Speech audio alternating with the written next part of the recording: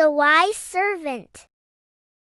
Once upon a time, in the grand castle, there was a clever servant named Hugo. Unlike the other servants, who only followed orders, Hugo always used his wit.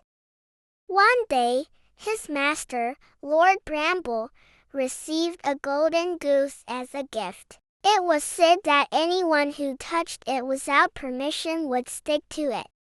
Lord Bramble laughed. Ridiculous! But Hugo guarded it well.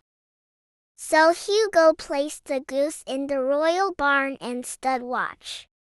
The next morning, the cook, a rather nosy woman, saw the golden feathers gleaming and thought, just one feather won't hurt. But the moment she touched its stick, she couldn't let go. Hugo sighed. Madam, you should have asked. A stable boy passing by saw her struggling. Need help? He grabbed her arm stick. Now he was stuck too. Then came the butler, the gardener, the maid. One by one, they all stuck together in a long, silly line. Lord Bramble stormed in. What's all this nonsense? Hugo, barely hiding his laughter, said, My lord, your goose is very attached to its visitors. The lord huffed. Enough! Find a way to free them, Hugo.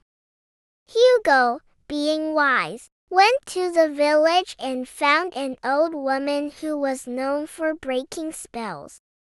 She took one look at the tangled mess and said, A good deed will set them free. So Hugo, ever clever, turned to the cook and said, Madam, will you bake a cake for the poor? She nodded, and pop, she was free. The stable boy promised to help an old man carry his firewood pop.